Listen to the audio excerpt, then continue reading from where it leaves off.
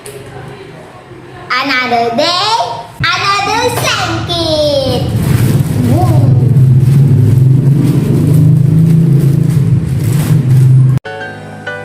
Hi bunnies, this is me, Vanah, and welcome back to Discovering with Vanah. Hi bunnies! For today's video ay magre-review po ulit tayo ng slime kit galing kay Slime Fairy. Mabango siya. Bubuksan na po natin ang ating package. Galing kay Slime Fairy.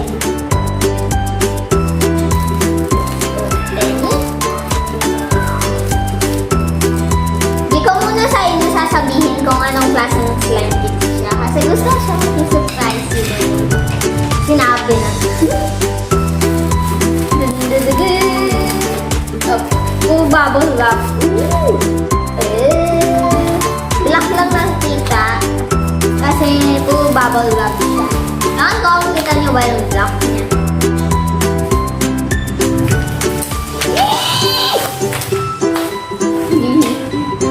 Buksan na po natin.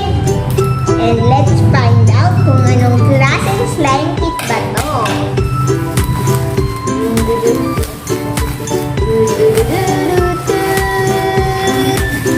Anong klaseng slime kit kaya? It's my dream slime kit. Do you know what it is?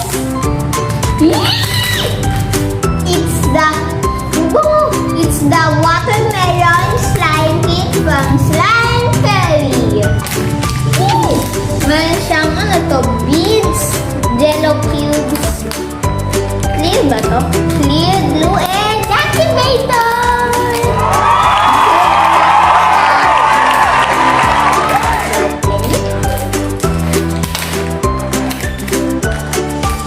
Ang bango!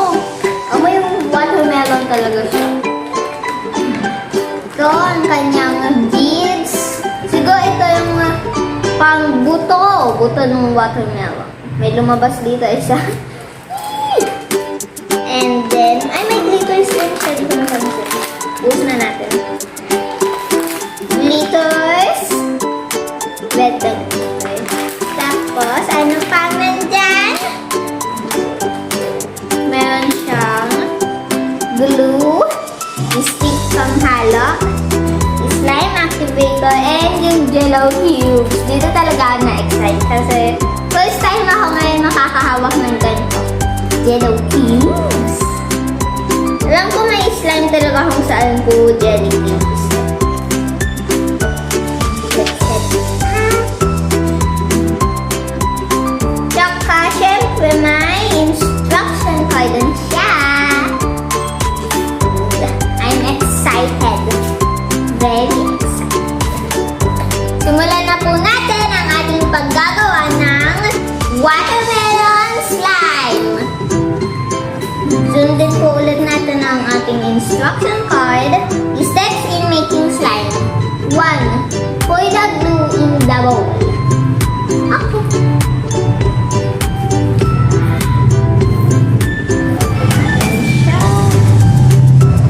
Ang bango. It smells so good. And clear glue siya. Color red. Oh, ang ganda. Second time ka na ngayon gumamit na clear glue. Yung una kong paggamit ng clear glue is yung sa mermaid slime kit ni Slime Fairy. Maganda din po yun. Panoodin niyo po. Pagkatapos ng video na ito, pusin na natin para malaki-laki natin ang ating ito. Ang bango! Pulang-pula siya. Ang ganda. Dahil hindi na naaamoy dyan. To add a few drops of the slime color and scent. My scent and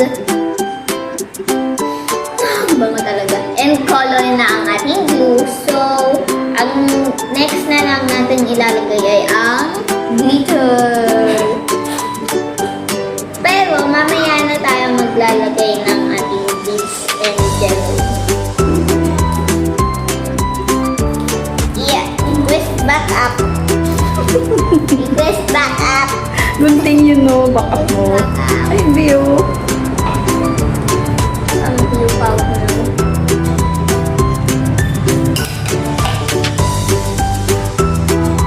More.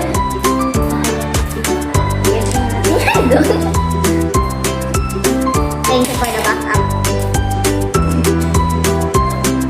Ooh.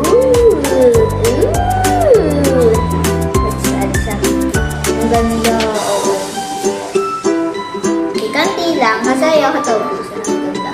Minsan nung ako magkawa ng dito, I will save it for the next one. And then, mix well. Okay. Ang ganda. Tapos ang bango. Ganda! So,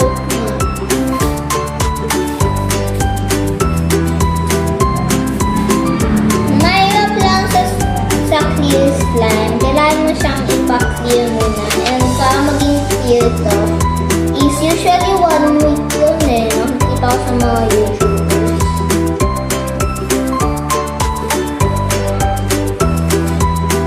It smells so good. And then, ang next is add 3 to 5 drops of the activator. Mix well. Kita niyo ba yun dito? Ang ganda. Hindi ko na hindi lahat siya. Patingin. Sana naamoy niyo. Ang bango talaga din. Nabubulan na siya konti. Pero okay lang yan. Naglagay na po tayo ng ating punong-puno. Ang ating slime activator.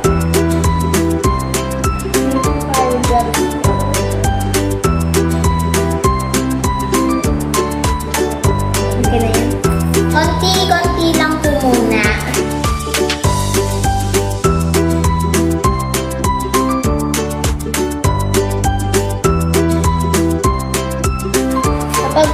Kapag ito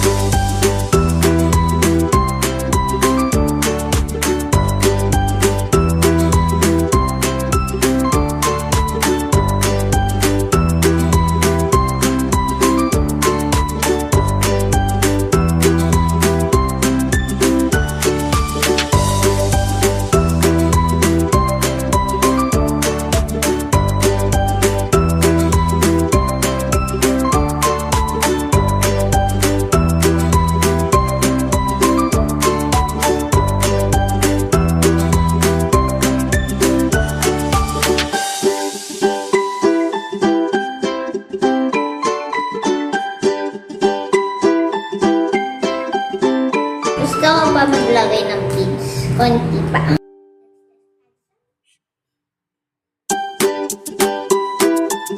This is perfect.